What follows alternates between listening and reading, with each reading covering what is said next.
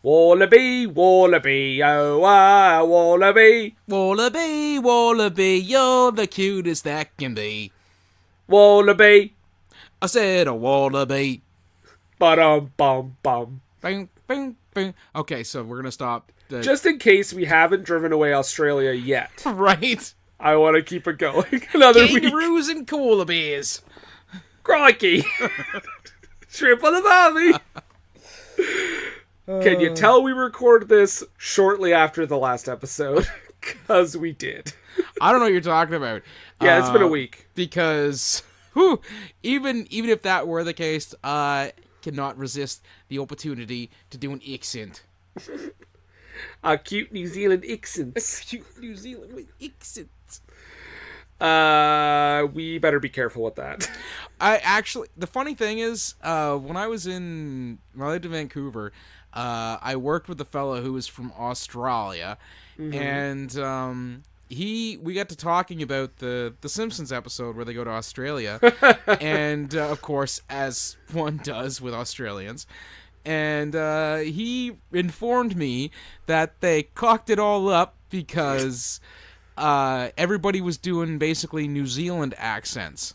Oh. Apparently, it's a very fine difference, but it has to do with the A's and the E's and the way they're pronounced.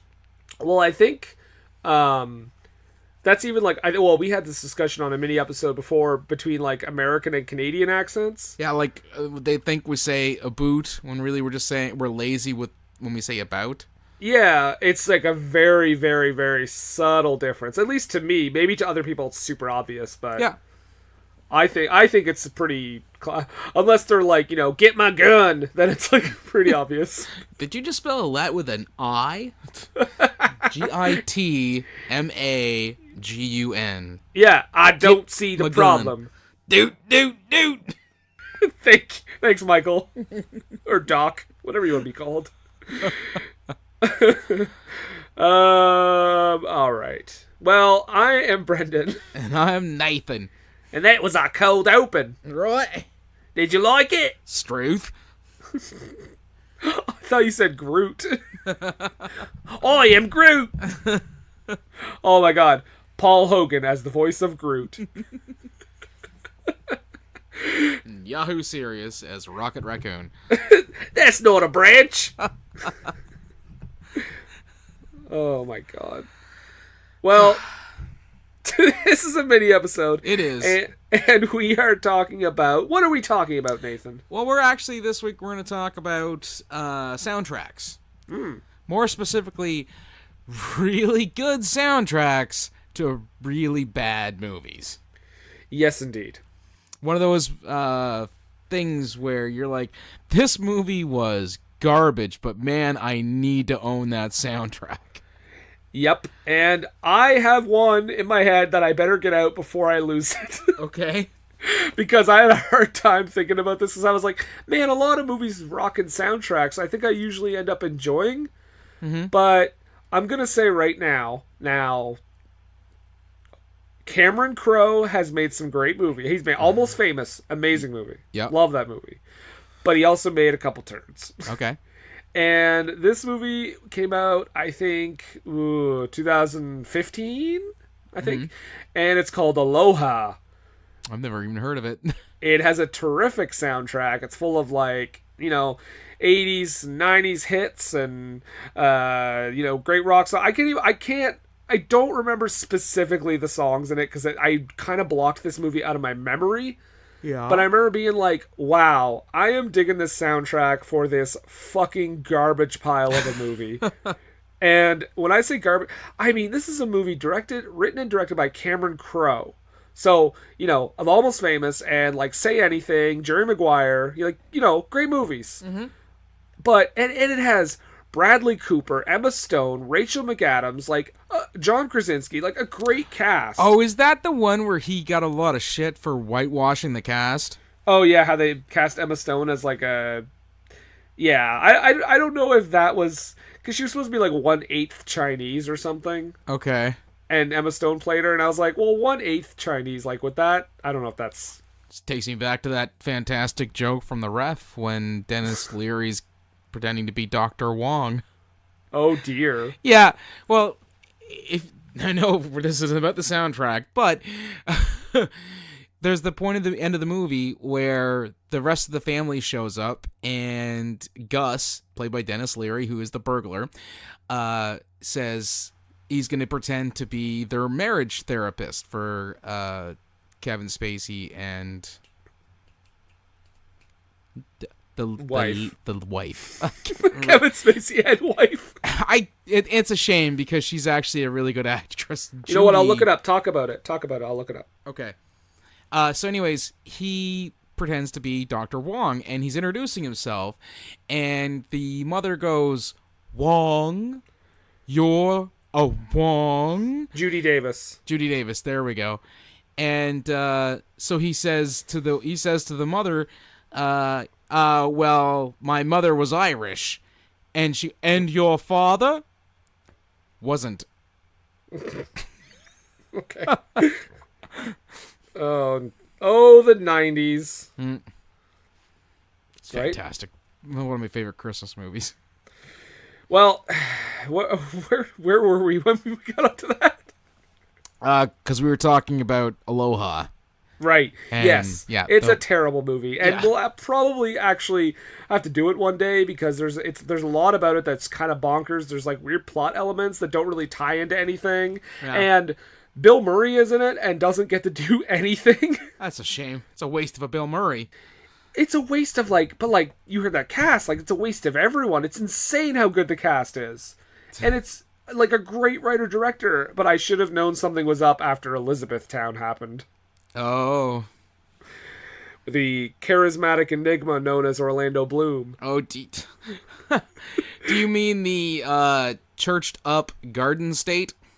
Is that what it was? Well, I mean, I've heard the comparison between the two. Like, the Garden State is smaller with a lot more heart, whereas Elizabethtown is what attempts to be a really polished up version of Garden State.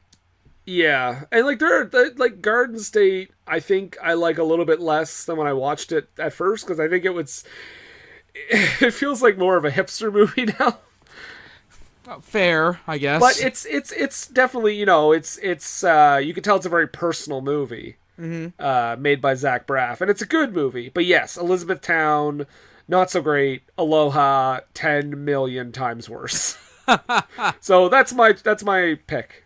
Okay. What do you got? For me, I guess the one that always stands out the most for me is Batman Forever. Okay. Oh yeah, that's a good one. Because that movie is garbage. I don't care. Fight me. I will. I don't think you're going to get too many people fighting you. Because that movie, it is only worsened, or it only appears better when standing next to Batman and Robin. Because that is even worse. Somehow. But it's just it's kind of like, oh, you know what? I've taken a step down off of a 2-inch curb. That's how much worse Batman and Robin is than Batman Forever. Because both are garbage. And you're not even a person who says, the only good part of Batman Forever is Jim Carrey, right? No, I don't even care for Jim Carrey in that movie. Wow. Because that's the only thing I like in that movie. Well, maybe Tommy Lee Jones. The only thing I like about Batman Forever is that fantastic story about Jim Carrey and Tommy Lee Jones. I cannot sanction your buffoonery. I thought you were going to say the only thing I don't like, or the only thing I like about Batman Forever is that it's not Batman and Robin. Well, that's fair. But the soundtrack has a really good U2 tune on it, even though I'm not a big U2 fan. It's still a pretty solid song by them. It's got that Kiss from a Rose by Seal, which was a massive hit for him that year. It's got Keep 'Em Separated by The Offsprings. It's a solid soundtrack. Mm-hmm. Yeah, and it's yeah, that's the song I always think of. Kiss from a rose, oh, you know, So we're only paying $15 for that cover. the one who got attacked by wolves in Popstar. Yeah. Yeah, no, I totally agree with that one. I think like Batman and Robin had like a decent soundtrack too, Yeah. but and it's a worse movie. And I mean, there are other movies that I guess they're not awful, at least in my opinion, awful movies, but they are movies where the soundtrack definitely eclipsed the movie. Right. When I think of that, I immediately think of Judgment Night. Okay, yeah. Like, was that our third episode? Because it's got like Helmet, House of Pain, like some really, really good metal and hip hop happening on that soundtrack. Another one is the Spawn soundtrack, another movie we covered. But it's got like that one is, man, mash up the album because and not that like it's mixed. All the songs are two songs mixed together, but it's more often than not. That would be amazing, right? All mashups, just. But it's actually all the songs are genres mixing, like Goldie and Marilyn Manson, or and Henry Rollins, and some like those kinds of songs, like where you're mixing two different genres, and it works really well. Right. Yeah. Well, we also asked our listeners. We did. To wait, was that a question? No, we did. Oh, I thought you were like, we did. Affirming it. Yep. We also asked our listeners. Oh, there we go. Right. To give their examples of movies they did not care for, but the soundtracks they liked a lot more. Okay. So some of these I'm gonna have to defer to you because I don't remember. Some of them I haven't seen, and some of them I just don't remember what the soundtracks even were. Yeah. So first one comes up. This one I'm a little more familiar with. This is from at cinema_recall, Cinema Recall podcast.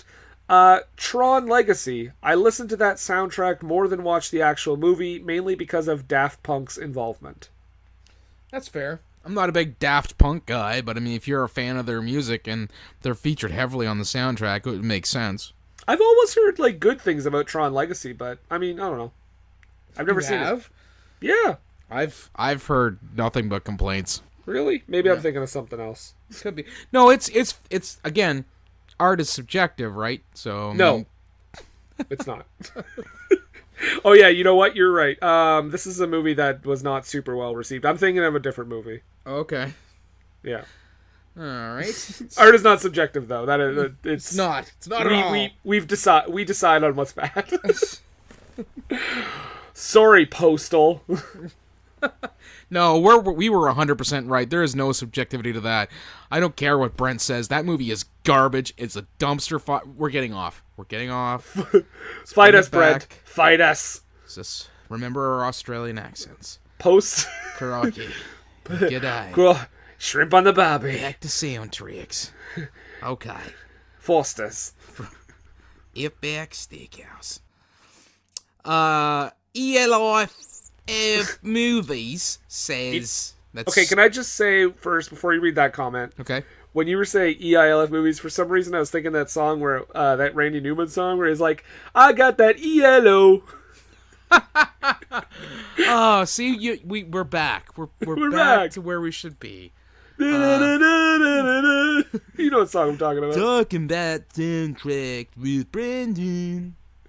So what does EILF movies say? Bringing up my messenger. Reading what Steve said. Oh my god.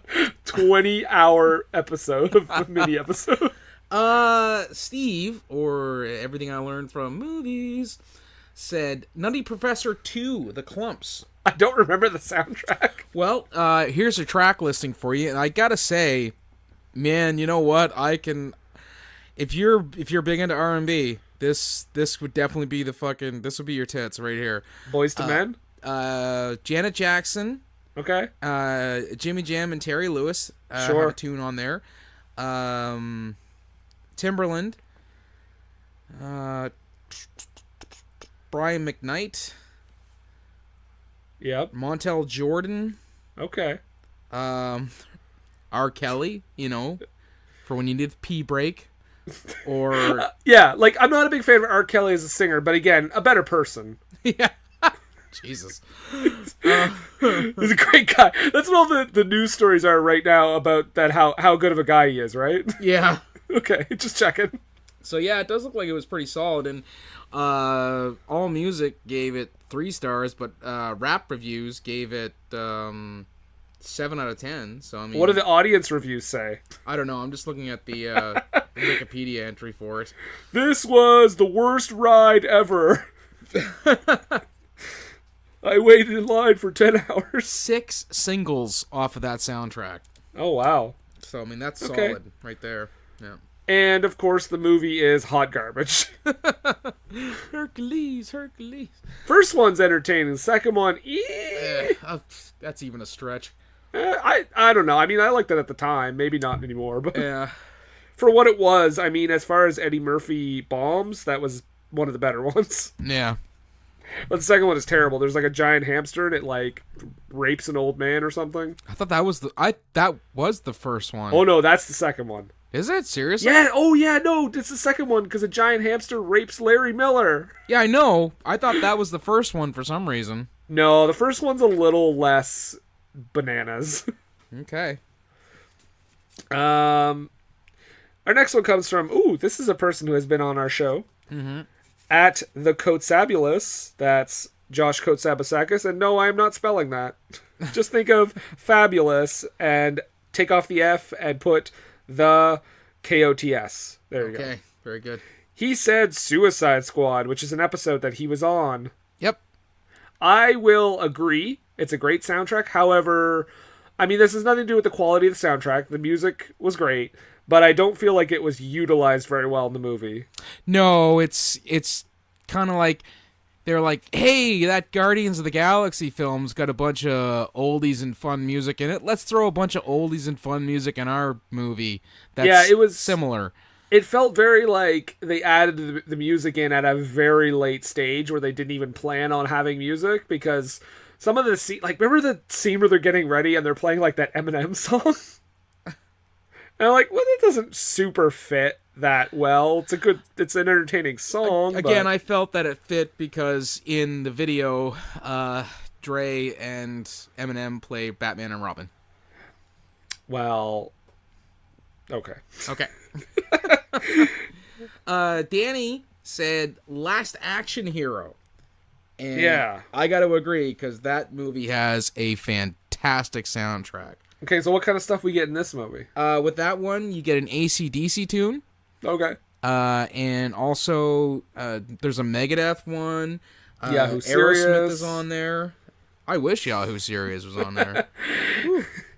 He's the last action hero. Schwarzenegger. Oh, Magic Ticket. But in all seriousness, to kind of expound on some of the tunes that you get from that soundtrack, like I said, AC/DC has one, Big Gun. Our good friend Wesley Pipes was using that for his entrance theme last time I was at a wrestling show. Mm-hmm. An Alice in Chains tune with What the Hell Have I, and Megadeth, Angry Again. Queensryche's on there. We got Def Leppard, Anthrax, a live version of Dream On by Aerosmith, Cock the Hammer by Cypress Hill, and even a song by Buckethead. Okay. So it definitely is a soundtrack that is far superior to the movie. Not a great movie. No, but a fantastic soundtrack. But it does have Tom Noonan. Right. So it gets a point. It's also like super long, I remember. Yes, overly long for something that should be, light and fun. And has one of those like late 80s, early 90s like shit kids. Yeah. Wait, I'm the sidekick. I can die. Yeah. He's like worse than Eddie Furlong. That's saying something. Yeah. Before we continue with the list, sorry. I did have another one Okay. popped into my head. Crow, City of Angels. Oh, is that the Nick Cage Meg Ryan movie, or is it just No. Meg Ryan?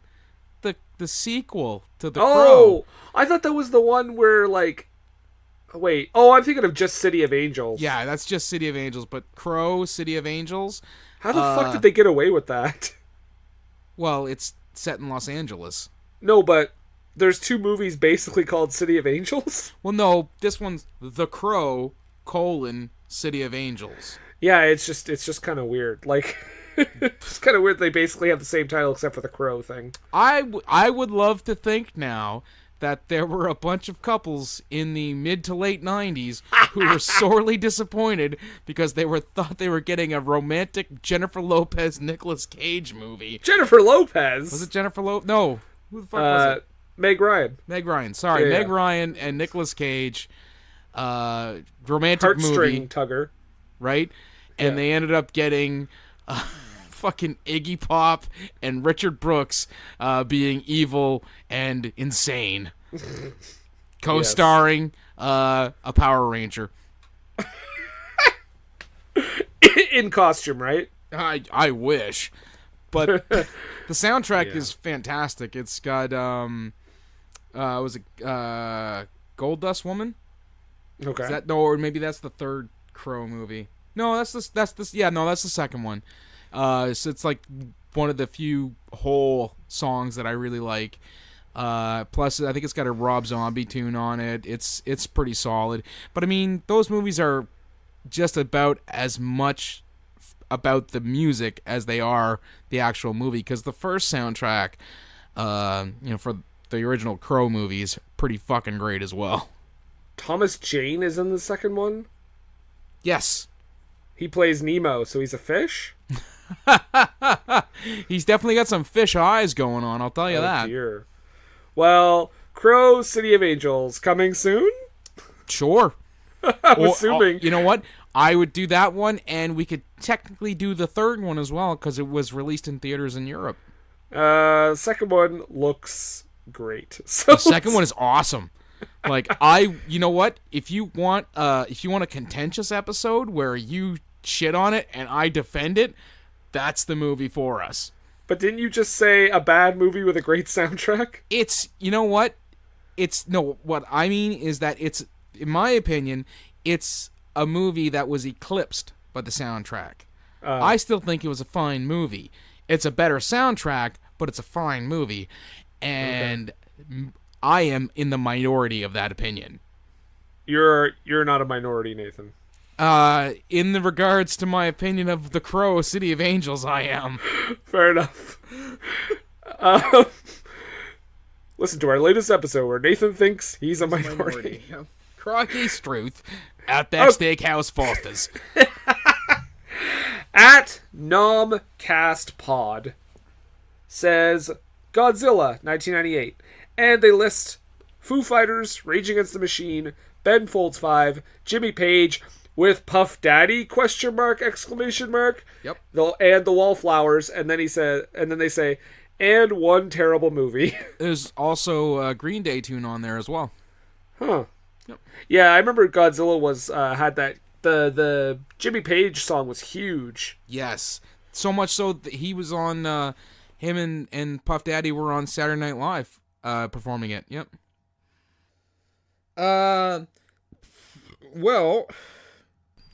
Haunted Ride and also South of Grace.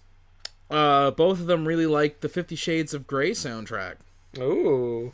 You've seen that, right? You're a big fan? No. Oh. Not seen or read, because I got the gist of it when those books hit, and all the moms at work were reading it and thought they were so edgy and naughty, and they're all whisper talking about safe words and dungeons and kinks and stuff like that, and I'm like, I know what you guys are talking about, and it sounds to me like you got some sort of Cliff Notes version of what sadomasochism is. Now, if you guys want to talk about gimp masks and ball gags, and they stopped talking about it altogether. I've got a movie you can watch, and it's called Pulp Fiction. Right? I'm just taking a look real quick at the soundtrack for 50 Shades of Grey. Mm-hmm. And let's see the track listing. Had some singles too. Had quite a few. But the track listing has Rob Zombie, Iggy Pop, Put a Spell on You, Screaming Jay Creedence Hawkins. Clearwater Revival. Nah, Screaming Jay Hawkins. Was it? But it was performed by it was written by Screaming Jay, performed by Annie Lennox. I don't know any of these songs. Love Me Like You Do, performed by Ellie Love Goulding. me like you do, touch me like you do. Stop it. Haunted by performed by Beyonce. I'm on Fire, which is a Bruce Springsteen song, but it was performed by AWOL Nation. AWOL Nation. Okay, sure. So it looks to me like it's a fantastic cover album. I think this is like outside of my music knowledge wheelhouse. Okay. Like all these tunes, I'm like, oh, Oh, they did have Beast of Burden performed by the Rolling Stones. Oh, so there that's you go. Spot on. Oh my God, is that during a sex scene? I hope so. I hope so. I'm not gonna watch it to find out because You may have to. Fuck you. Please don't do that to me, because honest to God, I will bring some hard retaliation. It's a bad movie, though. It is. And you will receive a worse movie in return. But I'm not going to enjoy it either. Okay. Why can't we do a bad movie on our bad movie show? We can, Brendan, we can, but just know that as Einstein figured out, every action has an equal and opposite reaction. But you say that like I'm going to enjoy 50 Shades. I just think the people want to hear us talk about it, Nathan. Like they wanted to hear us talk about muck? Exactly. Actually, Given to us by an Australian. 50 Shades is in the hat, by the way. Oh, grand. So if it comes up, it is not my fault. And actually kind of to dovetail into the whole 50 Shades of Grey thing, Yeah. South of Grace actually mentions that Twilight has amazing soundtracks as well. A interesting tidbit, because it's a tidbit that's interesting, because a tidbit that's interesting tidbits. 50 Shades of Grey started out as Twilight fan fiction. And that's why it's great. Actually, Nathan, I will tell you right now, if we do 50 Shades of Grey, I'm telling you, there are so many parts where you will laugh hard. Oh, I'm sure I will. It's and I'm only half kidding about bringing the pain. Okay. I was gonna say it's way more tolerable than I'd say half the movies we've done. Okay. I mean, I would watch that movie twice than watch Muck again. Well, that's fair. Or Nick Fury, Agent of S.H.I.E.L.D. We do have our litmus test. I mean, I'm not gonna lie. Does it pass the postal test? Yes. Yeah, anything does. The last one is from @SuckMyFanfic. You just left that in there because it's a fantastic Twitter handle. I did, because this person also says many people dislike Suicide Squad, but the soundtrack was killer. Yeah, just used not that well. Just used obnoxiously in the movie, but a good soundtrack. Yeah. But yeah, any more you want to add yourself before we wrap this up? No, I think I've kind of Breakin' 2, Electric Boogaloo, possibly. I mean, that just because of the early R&B stuff and some really cool breakdancing tunes. Beat Street had a fantastic soundtrack as well. You Got Served. Okay. I've never seen it. Okay. But I can probably confirm the terrible part. Yeah, probably. Anything with Kid and Play. Okay. Because they're excellent musicians. And as far as actors go, they are excellent musicians. Yes. As far as Academy Award hosts go, Anne Hathaway and James Franco are great people. Right. Same thing. Okay, well, I mean, I guess we'll put a little bow on that. You want to make a nice little bow? And there. Perfect. That's lovely. Thank you. I've actually got several merit badges in knot tying. You knew how to prepare for this podcast. That's right. All right. Well, with all that being said, I guess I should announce our next movie. Ladies and gentlemen, press the button! Boop. As of 6 a.m. this morning, we are formally at war with the Kilrathi.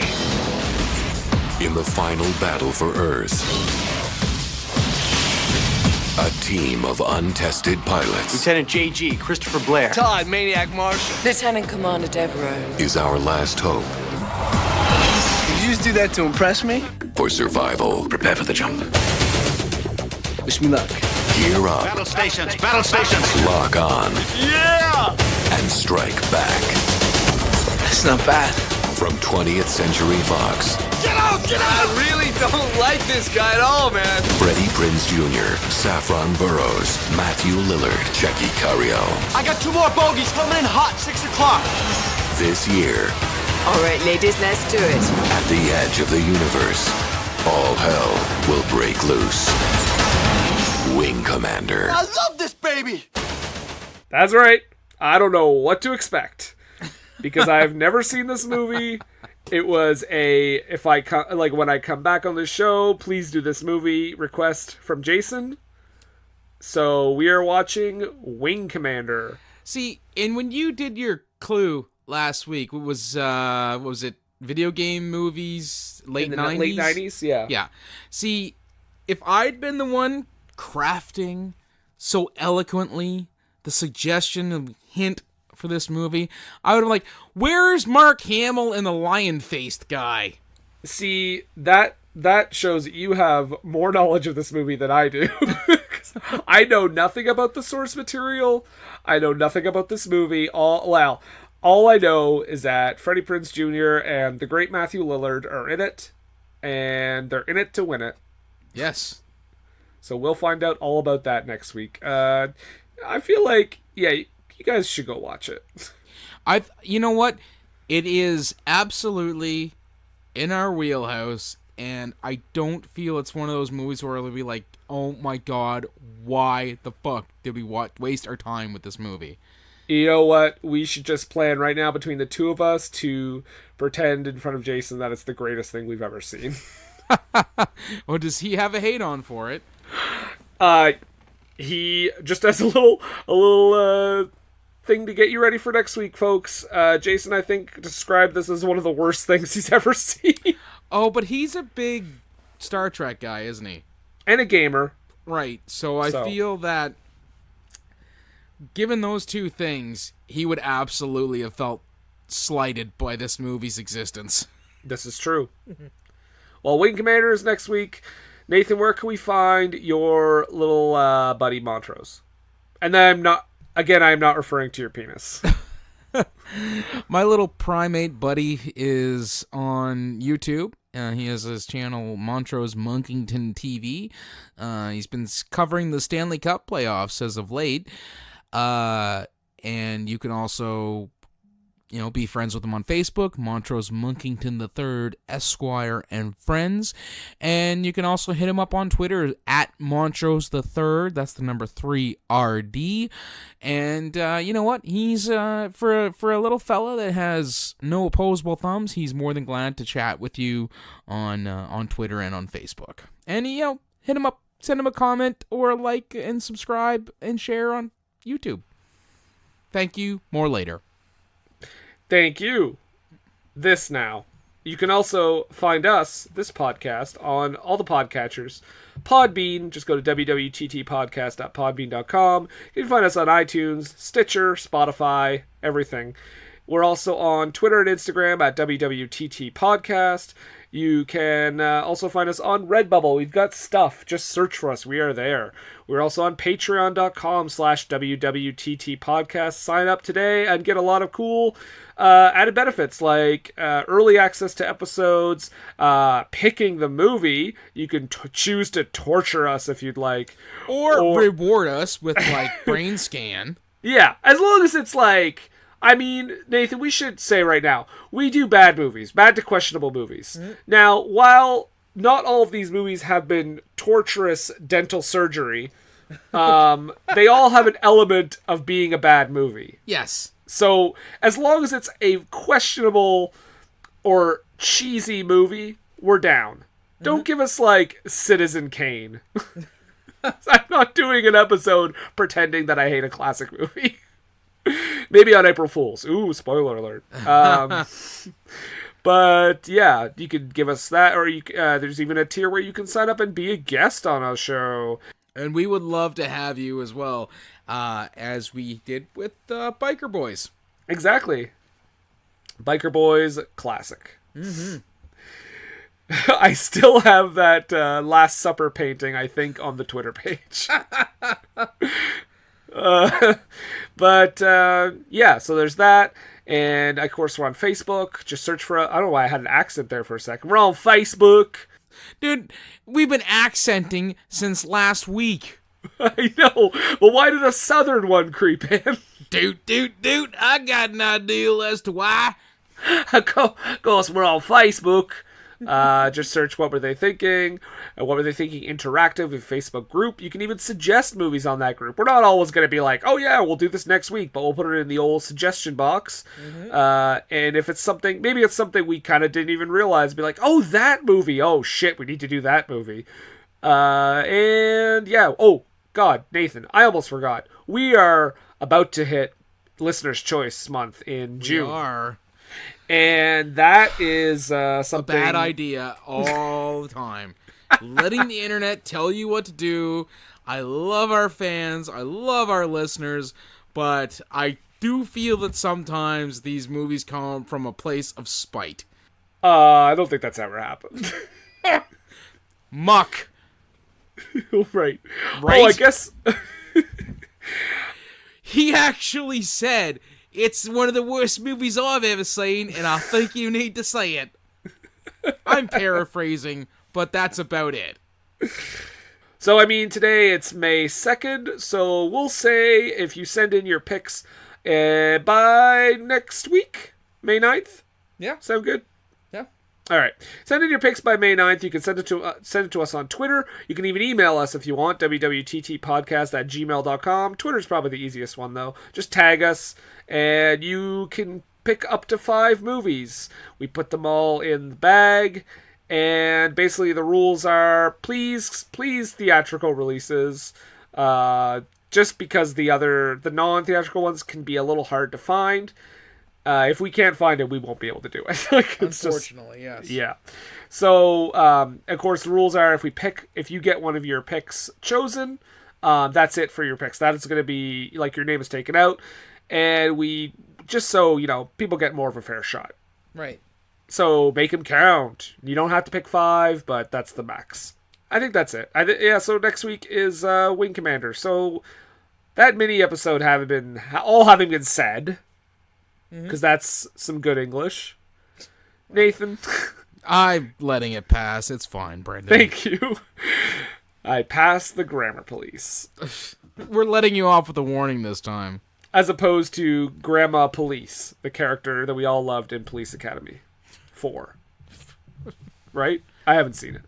I've seen it. Citizens on Patrol. Fantastic David Spade movie. He's in it. He plays a skateboarder. You have coming soon. I'm bringing up the list right now. Police Academy 4. God damn, skipping right to 4, eh? It's one of my favorites. It is. It really is. But it's a bad movie. It's kind of bad, yeah. Okay. It includes David Spade and Steve Guttenberg. Oh, okay. Mini episode in the bag, in the hat. cover closed. Garbage Pail Kids are in there. We've put the diver's helmet on. Mm-hmm. Nathan, do you have any questions? Nope, not a one. Oh, okay. See you next week, folks. Yep.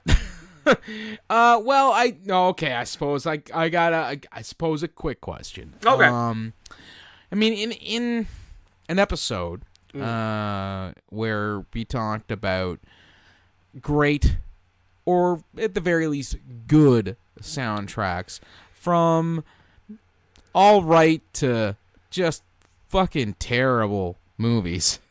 Mm-hmm. We didn't once mention Ben and Arthur.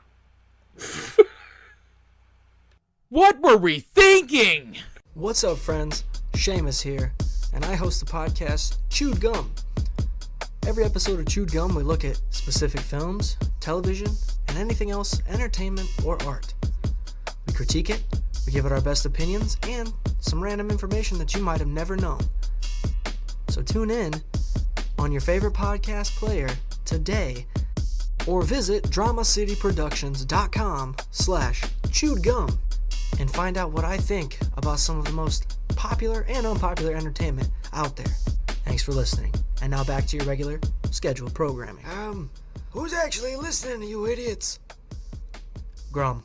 Hi, everyone. I'm Ashley. And I'm Justine. And we make up the Cutaways podcast. We're watching the good, the bad, and the essentials of the romantic comedy genre. So far, we've fallen in love with Cary Grant, met up with our terrible friend, Pal Joey, and had the desire to run our fingers through Patrick Dempsey's hair. Join our slumber party for your ears every other week, brought to you in stereo from our blanket fort in Hollywood, California. You can find and subscribe to us on Apple Podcasts, Stitcher, or your favorite podcatcher.